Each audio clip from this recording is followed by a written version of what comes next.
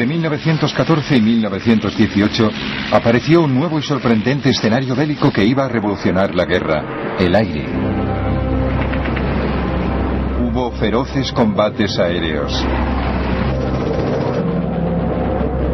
Cazas contra cazas. Igual que si lo estuviera viendo. Era como una nube de moscas en el cielo, moviéndose rápido, claro. Muy rápido y bajando en picada. Había accidentes tremendos y la lista de bajas indicaba que casi todos los pilotos morían. Di un beso a mi madre. Lo recogí todo y le dije: adiós, mamá.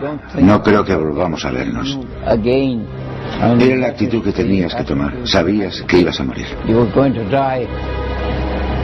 La guerra en el aire vio cómo los aviones se las arreglaban para despegar desde una plataforma situada encima de otro aeroplano.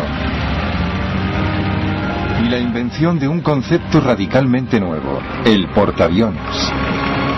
Dio impulso a una carrera tecnológica. Los diseñadores de ambos bandos intentaban superarse unos a otros.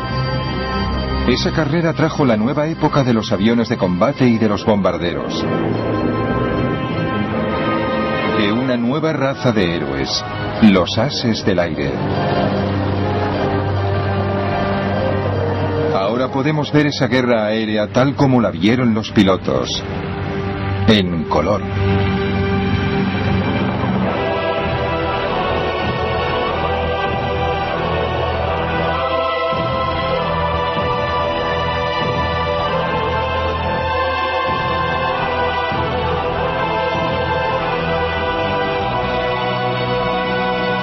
Primera Guerra Mundial en color. Sangre en el aire.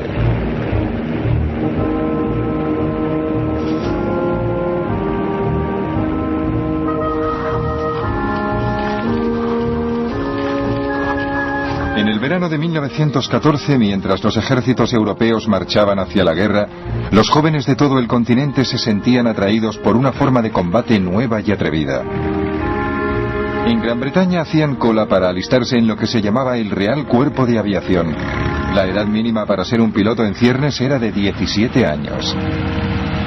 El escenario principal para esos pioneros adolescentes iba a ser el frente occidental, Francia, en cuanto lograran pasar de la oficina de reclutamiento. Hasta ese momento no se nos había ocurrido que nadie más hubiera pensado en alistarse en el Real Cuerpo de Aviación. Era idea nuestra, una idea brillante y original, y a nadie más podía habérsele ocurrido. ¿Cuál fue nuestra decepción al ver la larga cola de chicos que esperaban delante de nosotros? Todas nuestras esperanzas, y eran muchas, se esfumaron. ¿Y todos esos también quieren entrar? Parece que sí.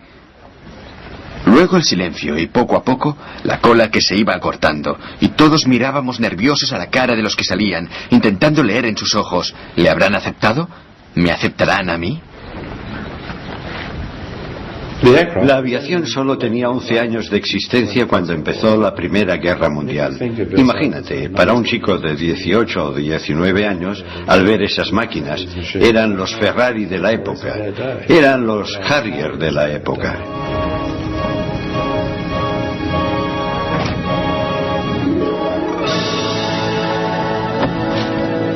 La aviación, con toda su temprana locura, acababa de nacer.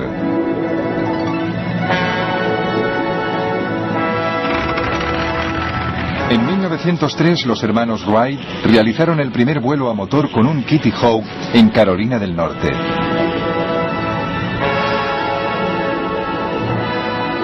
Los jefes militares empezaron a comprender que los aviones podrían ser útiles para la guerra.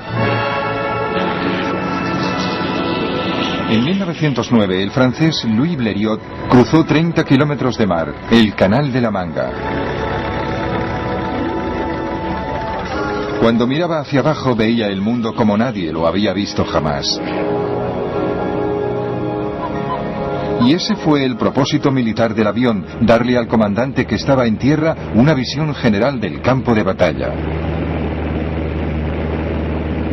La idea de los reconocimientos aéreos apareció a mediados del siglo XIX con los globos de aire caliente. Y durante la mayor parte de la guerra se siguió usando a los globeros, como les llamaban los británicos, como vigías aéreos. Pero los globos aerostáticos eran un blanco fácil para los atacantes enemigos.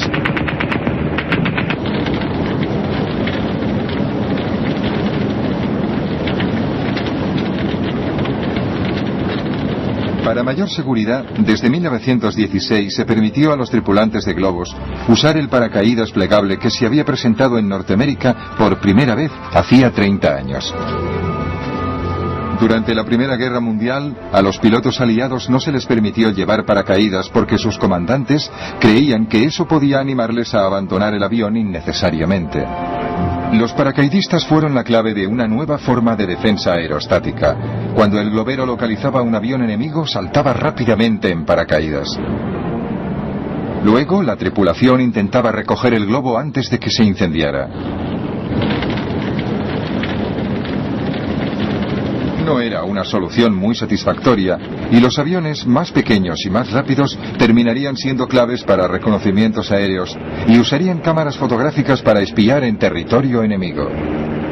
Si retratas algo, ves cosas que un observador corriente no puede ver, porque te llevas la película a casa, la revelas, la amplías, creas una imagen muy detallada y miras.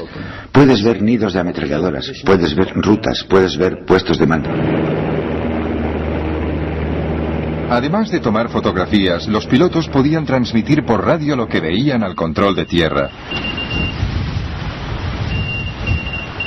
La única manera que tenía el enemigo de evitar que la información se filtrara o que el piloto volviera a la base con sus valiosas fotografías era abatirle. Pero en esas primeras épocas era difícil. Uno de los mayores problemas iniciales para que las armas fueran eficaces contra los aviones, ya fueran bombas, ametralladoras o cualquier otra cosa, era la cuestión del peso. Eran aviones primitivos, muy ligeros, con motores muy poco potentes. Apenas podían cargar con el piloto. Los pilotos se enfrentaban con otro obstáculo a la hora de disparar. El propulsor delantero estorbaba. La primera solución llegó en abril de 1915 de la mano del piloto francés Roland Garros.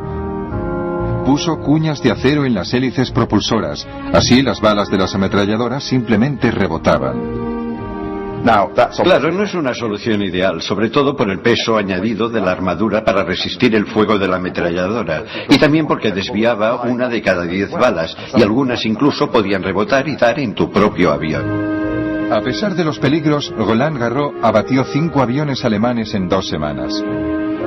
Sus pilotos no sabían de dónde venía el fuego, pero entonces Roland Garros se vio obligado a aterrizar en territorio alemán.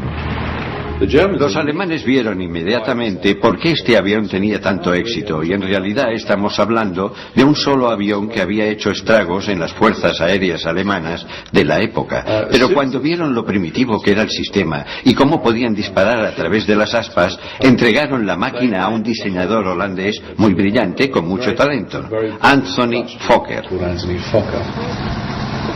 Fokker resolvió el problema y revolucionó el futuro de la guerra aérea, inventando un dispositivo que sincronizaba el fuego de la ametralladora con el movimiento del propulsor, de tal forma que las balas nunca daban en la hélice. Pronto, los pilotos alemanes perfeccionaban las tácticas que llevarían la masacre a los espacios aéreos. Vimos que era un avión alemán, y una vez colocado sobre nosotros, detrás del avión de en medio, se lanzó en picado como un halcón sobre una golondrina. Desde luego, di gracias de volver sano y salvo de esa misión. La aviación aliada estaba indefensa. En 1915 se produjo lo que se llamó el azote de los Fokker. La vida de un piloto aliado se contaba por días.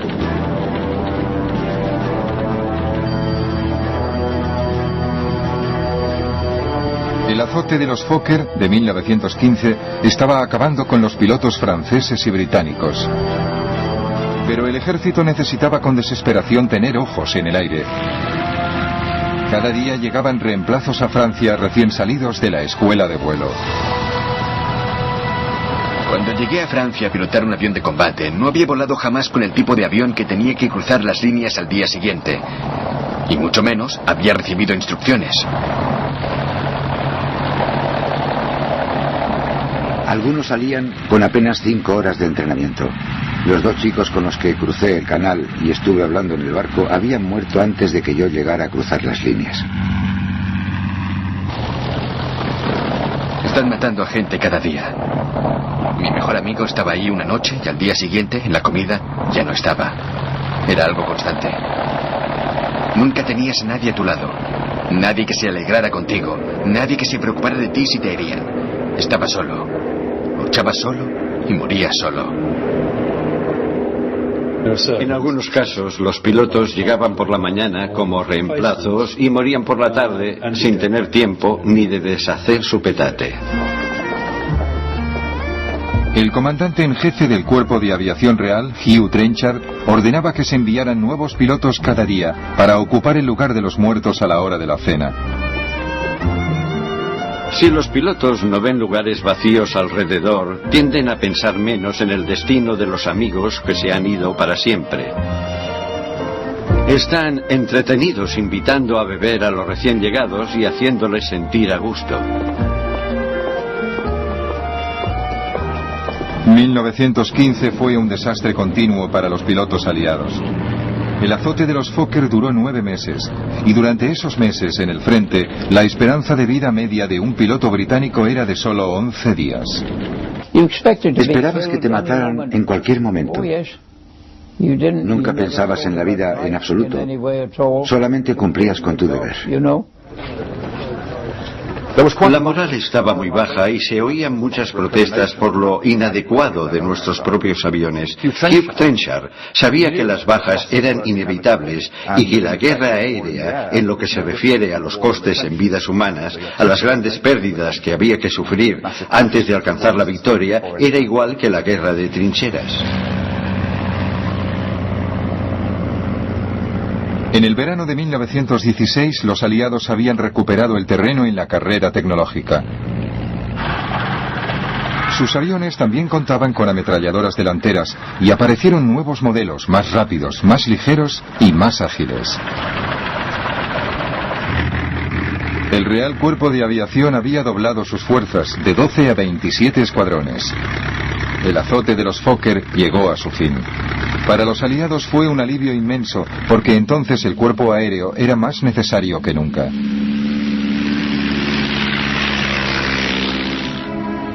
El punto muerto en la guerra de trincheras duraba ya casi 2 años. Tanto los comandantes aliados como los alemanes buscaban con desesperación la forma de romperlo. En febrero, los alemanes habían lanzado una ofensiva masiva en Verdún y los franceses resistían a la desesperada. Para aliviar la presión, el ejército británico planeó su ataque al Somme en julio. Los reconocimientos aéreos eran vitales, no solo para localizar objetivos alemanes, sino también para guiar el fuego de la artillería. Los pilotos aliados se pusieron en acción con sus nuevos aviones mejorados. Algunos se hicieron muy populares, como por ejemplo Albert Ball. Albert Ball fue una inspiración para el Real Cuerpo de Aviación porque nada era demasiado peligroso para él y en cierto modo reflejaba la imagen que tenía Trenchard de lo que debía ser el Real Cuerpo de Aviación. Gente sin miedo al peligro, gente que siempre se lanzaba al ataque, aunque eso significara la muerte. Dicen que he chocado con el suelo a 200 kilómetros por hora y que mire cómo ha quedado el tren de aterrizaje. Sí, ya lo he visto. Pero ahora ya está casi listo para volar otra vez. Fue una sensación muy extraña caer en picado. Tuve tiempo de ver cómo me había llegado la hora. Pero resulta que no llegó. Ball no representaba el futuro del Cuerpo de Aviación Real. No podía hacerlo. Confiaba en la suerte para seguir vivo. Volvía con el avión lleno de agujeros de bala. Albert Ball murió a los 21 años. Había abatido 44 aviones alemanes. Los franceses fueron los más rápidos en sacar partido de sus ases del aire. Concentrándose en las vidas de los héroes del aire, distraían al público de las masacres en las trincheras. Los pilotos de éxito eran perseguidos por la prensa y exhibidos entre la alta sociedad.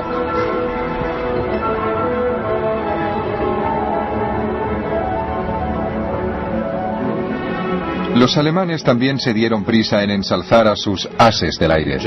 En los servicios alemanes esa publicidad se usaba para levantar la moral, pero no solamente la de los pilotos, sino también para crear héroes entre la población, y por eso se publicaba como los pilotos competían unos con otros y se concedían medallas por abatir un cierto número de aviones.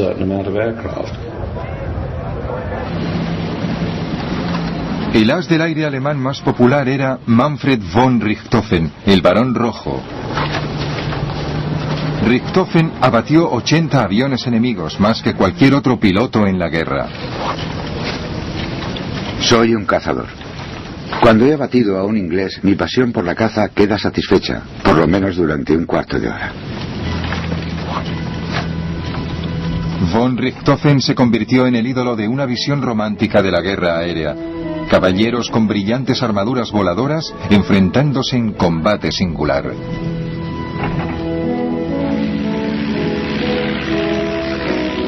Estar solo. Tener tu vida en tus manos.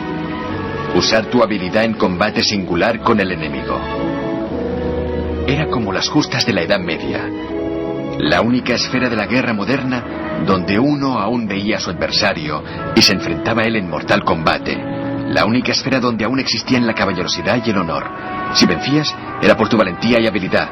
Si eras derrotado, era porque habías encontrado a alguien mejor.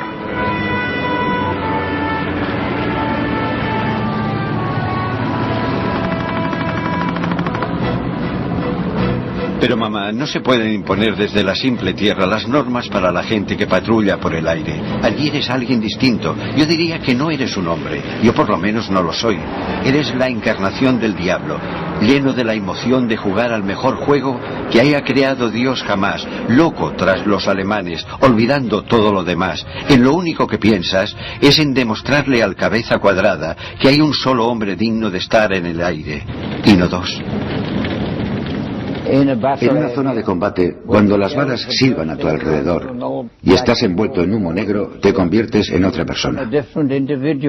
No eres humano, por decirlo de alguna manera. En cierto modo, dejas de ser humano. Eres una máquina de guerra y cumples con tu misión. En abril de 1917, los alemanes volvían a adelantarse en la disputada carrera armamentística. Su ventaja era en parte táctica. Empezaron a actuar en escuadrones de 14 aviones llamados Yastas y enviaban 3 o 4 Yastas hacia el frente de una vez. Estos grupos masivos recibían el apodo de circos volantes. Las Yastas llevaron a las primeras grandes escenas de duelos entre escuadrones y no entre individuales, los famosos días de los combates en grupo. Los escuadrones británicos y aliados se enfrentaban a los circos alemanes en el aire sobre las trincheras y luchaban hasta la muerte, muchas veces ante la sorpresa de la infantería que les veía desde abajo. Igual que si lo estuviera viendo, eran como una nube de moscas en el cielo, moviéndose rápido, claro, muy rápido, y bajando en picado y rodeándose unos a otros, y oíamos los disparos, claro, pero estaban muy altos. Yo vi algunas batallas maravillosas, batallas aéreas entre 2 aviones de combate, y nunca... Pero el problema es que nunca sabíamos quién ganaba. Apostábamos entre nosotros y yo me preguntaba, ¿quién volverá? ¿Quién va a ganar hoy? ¿Serán los alemanes o será uno de nosotros? La superioridad de los aviones alemanes y las tácticas Yasta costaron caras a los aliados. En 1917, durante el llamado Abril de Sangre, perdieron 150 aviones y 316 aviadores. Unos meses más tarde llegaron los primeros pilotos norteamericanos, pero la superioridad alemana se mantenía. Sin embargo, los aviadores aliados tenían que seguir volando sobre las líneas enemigas para dar información a sus ejércitos que preparaban desde tierra sus ofensivas de verano. Los comandantes y hasta los pilotos sabían que no tenían el mejor equipo ni las mejores herramientas para el trabajo y sin embargo les exigían que contribuyeran a una gran ofensiva. Sabían que los alemanes tenían mejores equipos y hasta cierto punto mejores tácticas y era algo trágicamente inevitable. Tenían que seguir volando. En esos momentos no podían hacer nada. Esta mañana nos hemos enfrentado con una nueva gama de Fokkers y desde luego son muy buenos. El piloto se ha quedado quieto y me ha bañado de plomo como con una manguera. Lo único que podría hacer yo es fijarme en su localizador y darle al timón de lado para desviarle la puntería.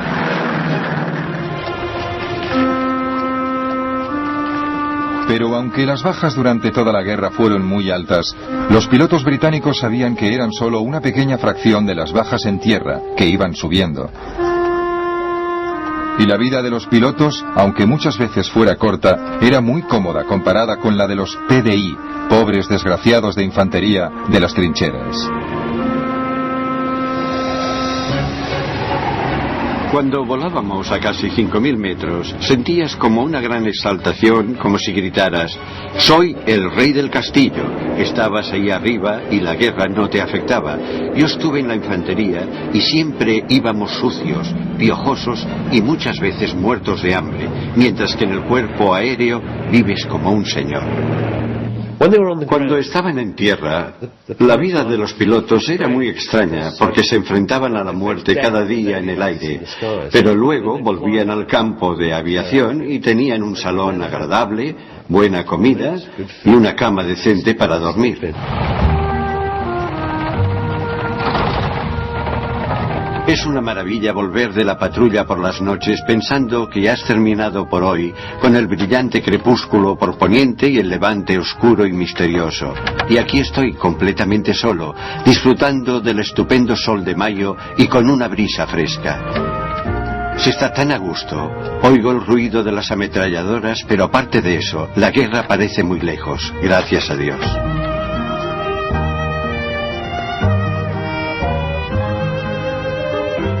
Hemos puesto un entoldado y comemos al aire libre, en un bosque. Se está mejor aquí cuando hace tanto calor como estos días. Aunque nos podría alcanzar el fuego de los cañones, ahora mismo no se nota que hay guerra. Estoy sentado en un bosque a la sombra, y lo único que se oye son las ametralladoras que disparan a lo lejos y el gramófono del salón.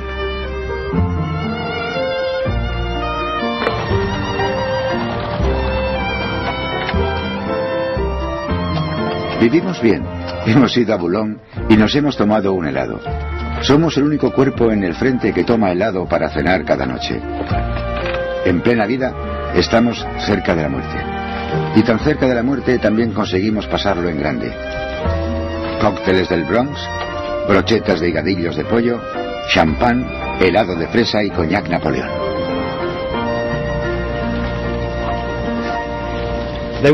Más que nada eran chicos normales que podían morir en cualquier momento y vivían la vida intensamente. Muchos de ellos sufrían de los nervios a medida que pasaba el tiempo y veían que se acercaba la muerte. Este verano ha hecho un calor tremendo y teníamos que volar muchas horas. Todo eso afectaba a los nervios de los que tenían que volar. Recuerdo que mi compañero de cuarto pensaba lo mismo y los dos nos quedábamos despiertos a oscuras pensando en la patrulla del amanecer al día siguiente.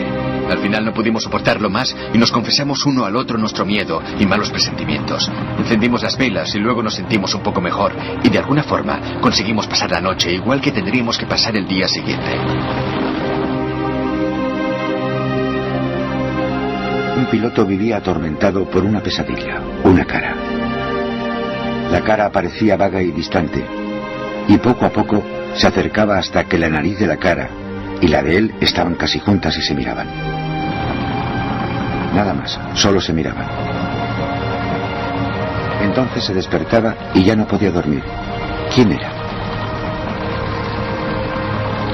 ¿Alguien a quien había matado? ¿O era el hombre que le esperaba bajo el sol?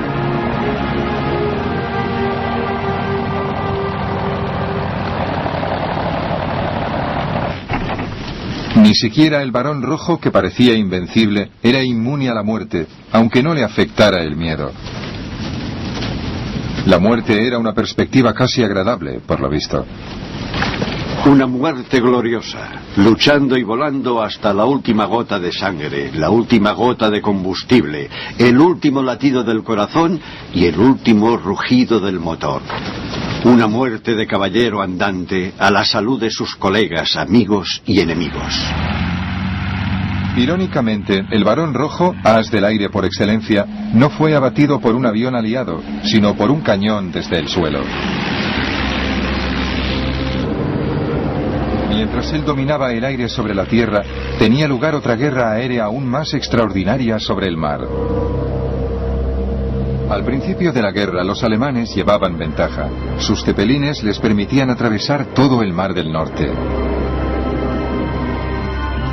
Los británicos contraatacaron con su propia nave, el Vigía submarino. Podía volar a casi 80 kilómetros por hora y, como el cepelín, se usaba principalmente para misiones de reconocimiento. Gran Bretaña sufría los ataques de los submarinos. Había que localizarlos. A principios de 1915 se pidieron voluntarios a la Marina para formar un nuevo cuerpo aeronaval. Llegó un mensaje a todos los barcos y cruceros de combate de la flota diciendo que cada capitán tenía que recomendar a un joven oficial de unos 18, 19, 20 años para un servicio especial. Cuando llegamos al almirantazgo, nos acompañaron al despacho del primer almirante del mar, Lord Fisher, que nos recibió diciendo: caballeros, ustedes van a volar y dentro de un año seguramente estarán muertos o puede que consigan la Cruz de la Reina Victoria.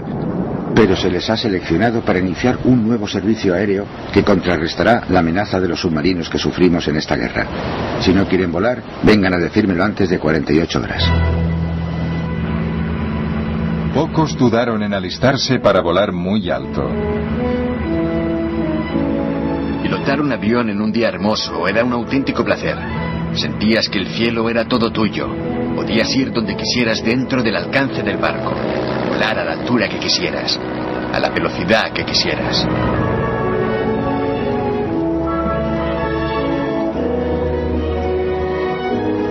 Los aviones británicos se hicieron cada vez más sofisticados. Además de localizar objetivos alemanes, también salían a bombardearlos, pero con una tecnología muy primitiva. Podíamos volar muchas horas, pero nuestra capacidad de llevar bombas era más bien reducida. Llevábamos bombas pequeñas que iban más o menos sueltas rodando por el suelo.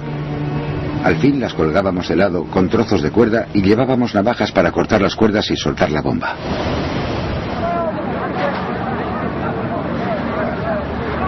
Los globos aerostáticos, por elegantes que fueran, no eran precisamente eficaces. Lo que necesitaba la Marina eran aviones bien armados y más rápidos que pudieran actuar en el mar. El motivo principal seguía siendo la necesidad de acabar con los submarinos alemanes.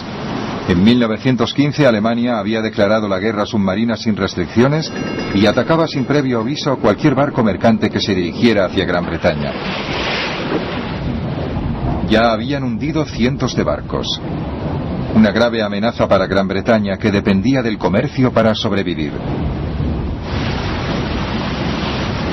Aunque los submarinos atacaban desde debajo del agua, tenía que pasar la mayor parte del tiempo en la superficie.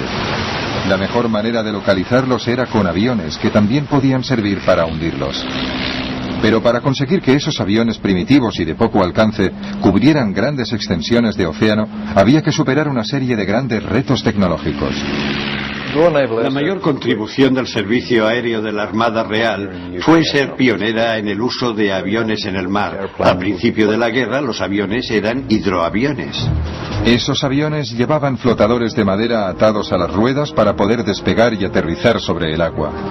Pero levantar esos hidroaviones en el aire era un trabajo muy pesado.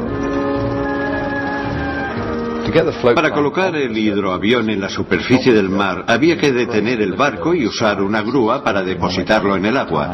Era un sistema complicado, una pérdida de tiempo y de energías. Para despegar de la superficie del mar se gastaba mucho combustible. Los flotadores eran pesados y reducían mucho la velocidad del avión. Y luego, para volver a subir el avión a bordo, había que repetirlo todo a la inversa. Aterrizar con el avión en el mar, detener el barco y levantar el avión hasta cubierta. Era una imagen sorprendente.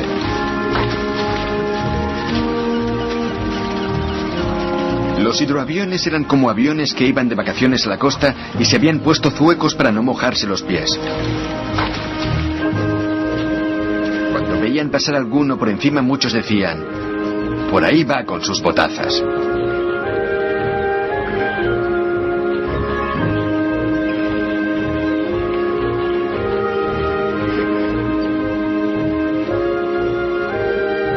Todas las naciones en guerra se desesperaban buscando la forma de trasladar los aviones.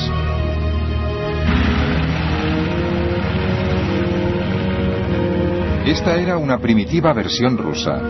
La solución rusa era remolcar los aviones en el mar. Estaba muy bien cuando el mar estaba en calma, pero en caso de tormenta no servía.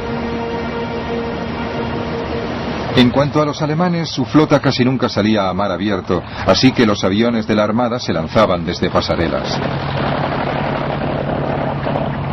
Pero volar era complicado para los pilotos de todos los países. Lo que más me preocupaba era marearme en el mar. No había estado nunca en un barco. Solo alguna vez había salido a remar en barca en días muy tranquilos y creía que todo el mundo, menos los marineros muy expertos, se mareaba en cuanto había el más mínimo movimiento. Después de correr un buen rato, tirabas con todas tus fuerzas y con mucho esfuerzo y algo de suerte conseguías levantarte hasta 90 o 100 metros, aunque en una ocasión la hoja de ruta dice que llegamos a alcanzar los 360 metros.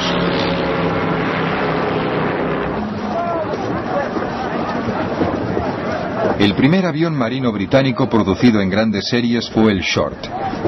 No era solo un avión de vigilancia, también podía ir armado con bombas. Eso añadía peso, y los pilotos no siempre conseguían despegar.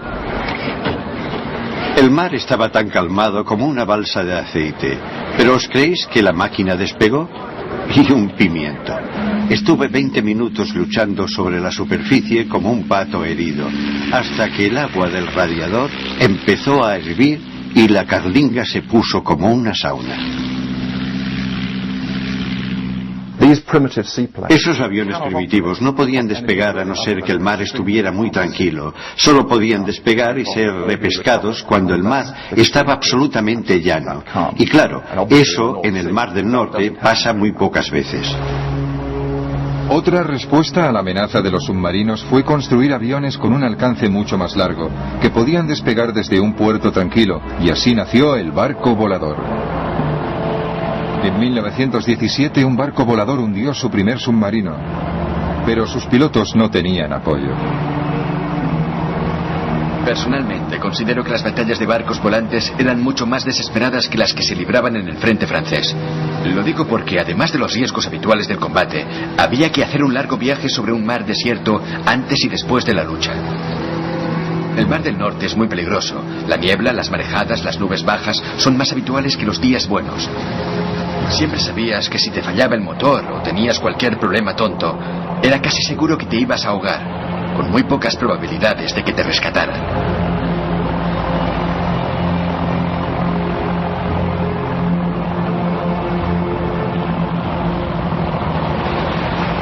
La mejor solución era construir aviones capaces de despegar y aterrizar en un barco. Entonces se iniciaron unos experimentos extraordinarios con los Sopwith Pup. Cuando el piloto tenía que despegar, se montaba rápidamente una plataforma con planchas desde la torreta hasta los cañones de popa. Con los cañones inclinados de cierta manera, la pendiente de la plataforma era suave y descendente. Así, el avión tenía un recorrido de 25 o 30 metros.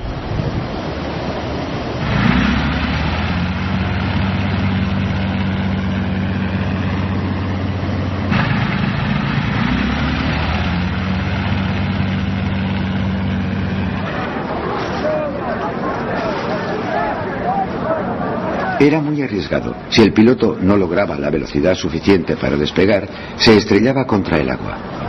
Pero aunque hubiera calculado bien, pasaría a menos de 1 metro de las olas. Era una operación más que arriesgada, y me encantaba ver a esos pilotos. Les admiraba por su valor y por su habilidad.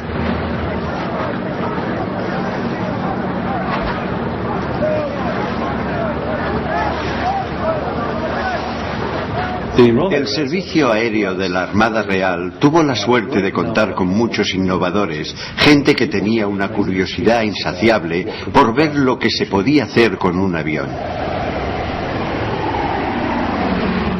Y esos experimentos llevaron al Servicio Aéreo de la Armada Real a volar en un reino completamente distinto. El resultado inevitable de esos experimentos fue el desarrollo del portaaviones.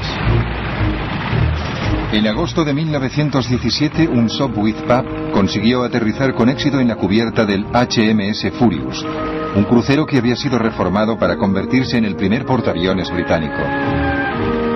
Lo primero que tuvimos que hacer es aprender a despegar del puente frontal y aterrizar de nuevo. Recuerdo que el capitán decía, es lo mismo que si os pusierais una pistola en la cabeza. Tenéis que sincronizar la velocidad del barco con la velocidad del avión, y es muy difícil.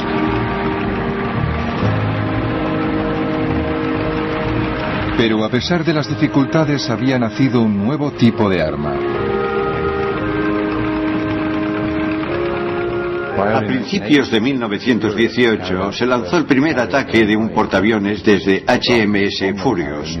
Sus aviones, que despegaron sobre la cubierta, bombardearon y destruyeron los zeppelines alemanes en Torvin.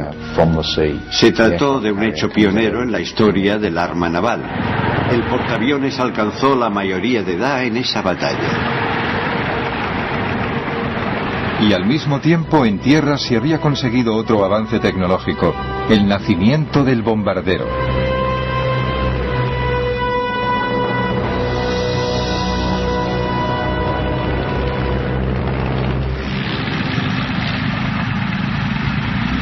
En el verano de 1917, los pilotos aliados en el frente occidental habían vuelto a ponerse a la altura de la tecnología alemana. Ambos bandos empezaron a prestar más atención que nunca a un nuevo fenómeno. Desde el comienzo del conflicto, los aviones se habían usado para bombardear solo esporádicamente. Sin embargo, ahora muchos aviones antiguos de reconocimiento empezaron a ser transformados en bombarderos. Se les adaptaron unas fijaciones especiales para las bombas, y en 1917 eran de uso habitual entre los aliados. Venían en una caja media docena de bombas envueltas en algodón en rama. No teníamos instrucciones, así que cogíamos las bombas, las desenroscábamos y cuando queríamos un detonador yo decía, Charlie, pásame un detonador. Practicaba el lanzamiento de bombas de día y de noche, hiciera el tiempo que hiciera, con viento, desde cualquier altura hasta 750 metros. En el centro del aeródromo había un círculo grande pintado con tiza, y el ejercicio se daba por bueno si la bomba caía dentro del círculo. Las bombas se usaban para estorbar los movimientos de las tropas enemigas. Siempre intentaban atacar puentes, vías de ferrocarril, estaciones, empalmes de vías de tren, cualquier cosa que impidiera moverse al enemigo.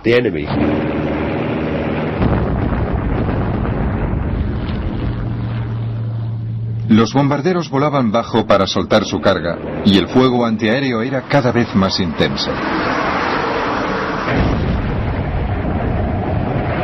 Los británicos lo llamaban Archie.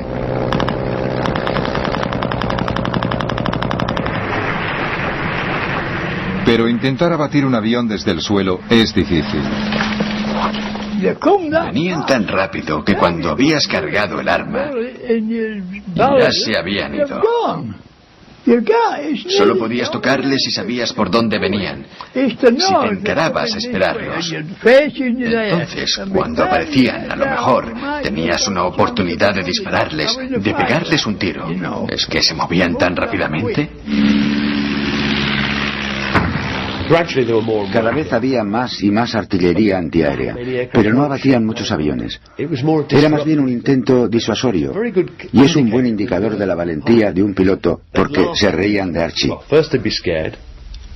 Bueno, primero tenían miedo, luego se reían y luego, cuando les fallaba el valor, empezaban a obsesionarse y a preocuparse de que ese día la nube de humo junto al avión les diera de lleno.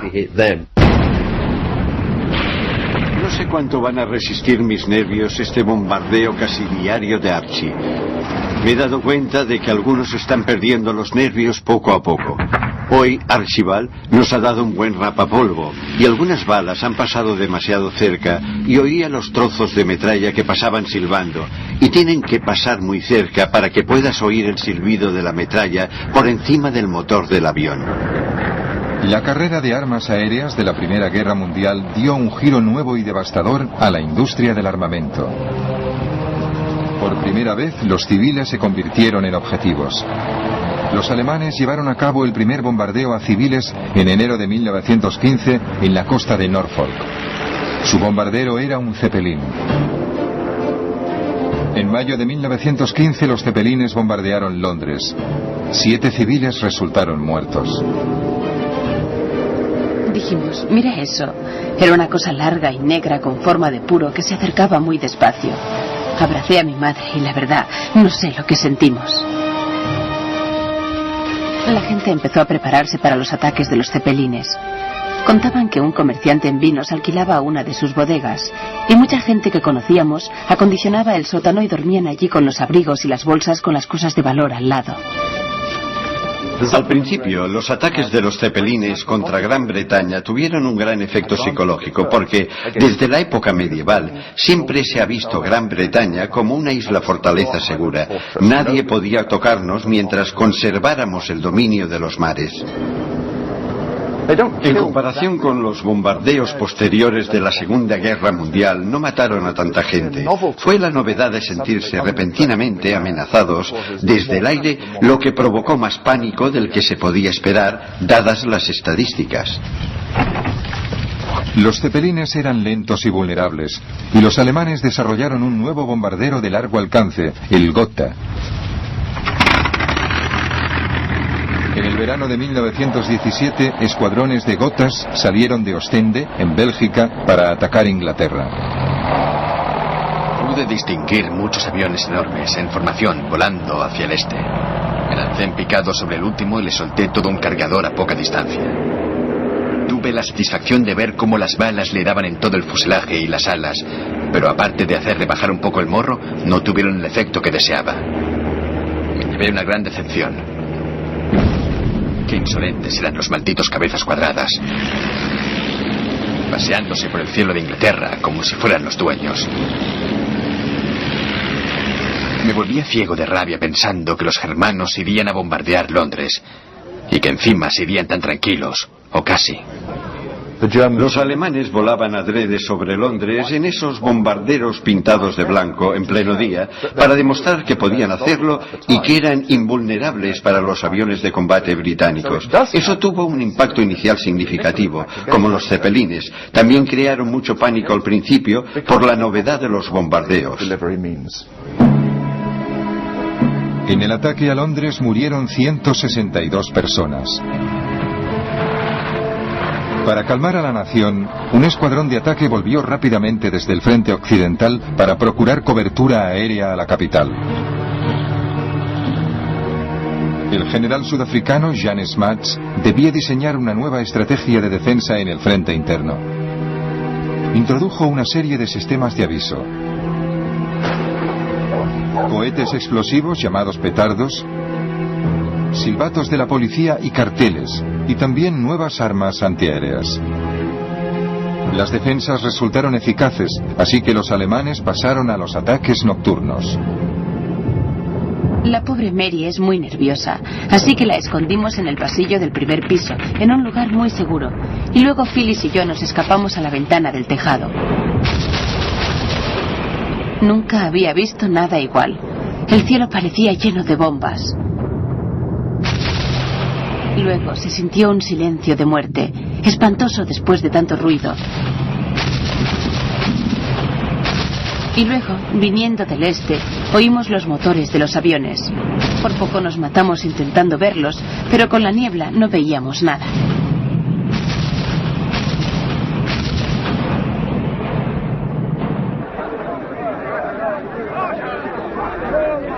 Incluso por las noches, las defensas antiaéreas británicas resultaron tan eficaces que los alemanes terminaron abandonando los ataques con bombarderos. Los últimos Gothas llegaron en mayo de 1918.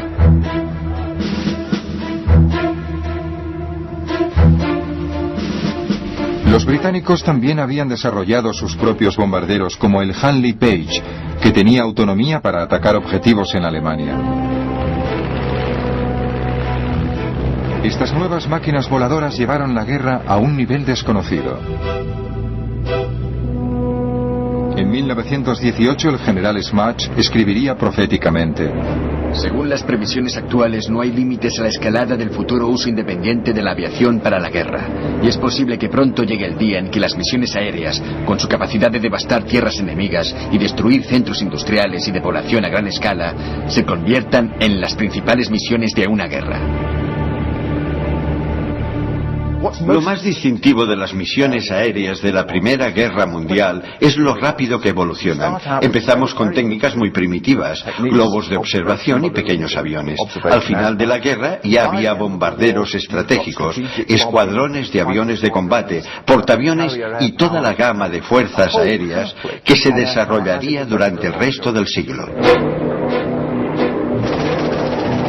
A pesar de todos los cambios tecnológicos y estratégicos que había detrás, la lucha en el aire se reducía a individuos en sus aviones, enfrentándose en un combate singular de nuestros tiempos. El coste para ellos fue muy alto. Es posible que murieran miles de pilotos, y no millones, como en las trincheras, pero sus posibilidades de sobrevivir también eran muy pocas. La muerte de un as del aire, un norteamericano llamado Raoul Loveberry, resumía cómo se veían a sí mismos. Su canción reflejaba lo que el piloto sabía, que su vida era emocionante, pero corta. Bajo las vigas que resuenan, las paredes están desnudas. Se oyen los ecos de unas risas. Los muertos están ahí. Sostened firmes la copa. El mundo es una mentira. A la salud de los muertos y viva el próximo que muera.